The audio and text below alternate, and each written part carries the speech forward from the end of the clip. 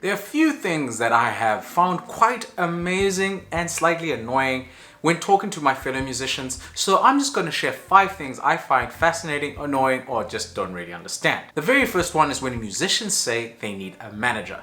And then the conversation ends up going with me asking, what will this manager be managing? What plans do you have for your career? Do you have a budget? Are you making money?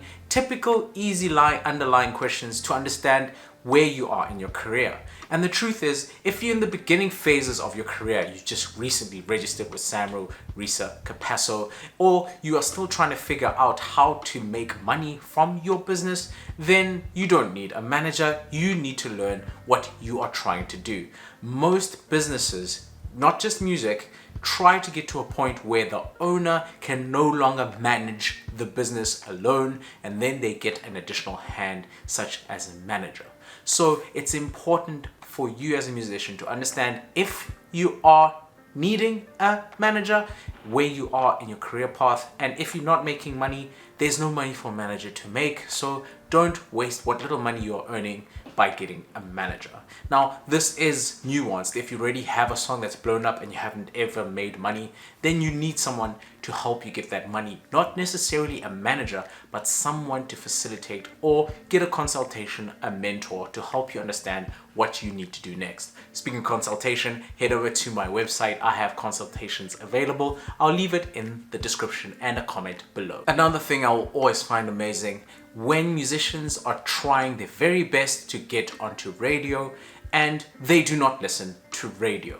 Now, there's nuances all the time in music and nothing is a hard and fast rule, but if you do not listen to radio, why would you try to get your music into radio? Because your audience is not there. Your audience most likely is similar to you, especially in the beginning phases. So if you do not listen to radio, first of all, you don't know what radio is looking for, what radio station to target your music for. You don't know what channels you can go to get interviews, if that is what you're really interested in. And lastly, you do not understand the format of radio. Now, if you're trying to get onto radio, you have to tailor the music. There's a specific time length that's required. There's some words that you cannot say, and they're not always just swear words, but you want to actually study what you're trying to get your music onto. For example, I make music for sync, so I know I can never use a swear word at all in my music, for example.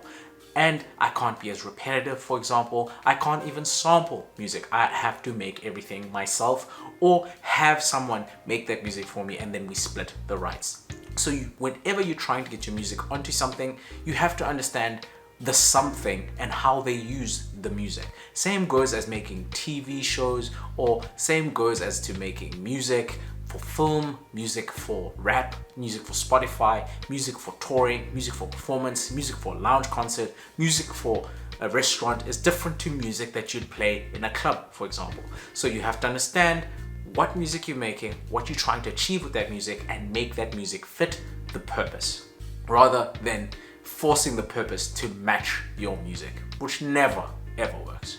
And speaking of radio, I've got a list of approximately 160 radio stations, and in this document you could also get the contact list and the submission forms and where this radio station is located, as well as the genre which is of interest if you want to save time on the research on how to submit to radio. I'll leave that in the description and it'll pop up in the screen somewhere. One that really amazes me and probably frustrates me is when musicians say they just want to blow.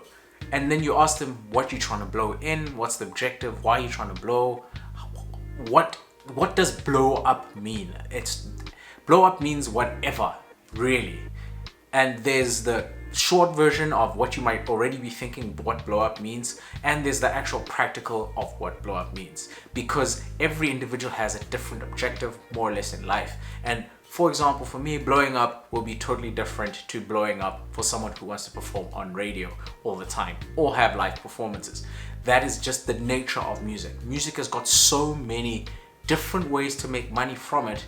Saying I'm going to blow up through music is not specific enough to help you achieve the goal you're trying to achieve.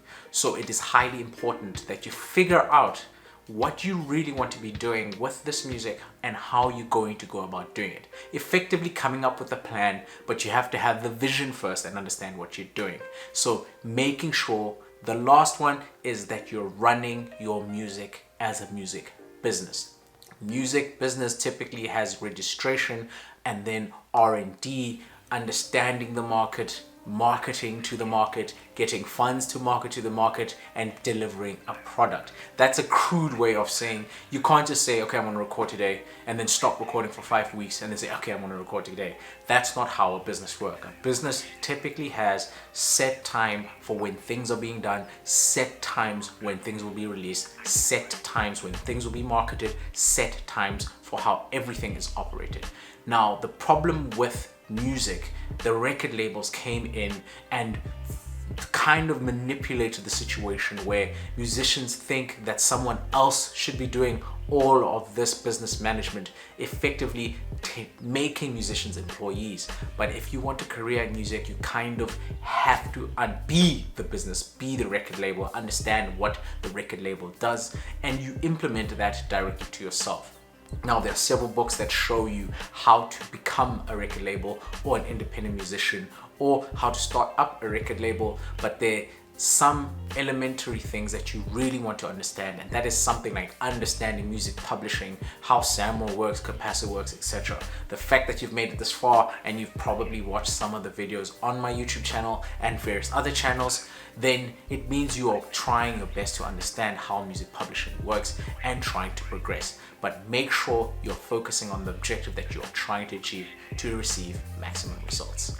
But until next time, don't forget, I have various products, particularly the MZANTSI radio directory, which will help you get radio contacts, because I actually listen to radio and I've summarized the situation in South Africa. These are South African radio stations. So if you want this, I'll leave the link in the description and it will pop up in the screen somewhere.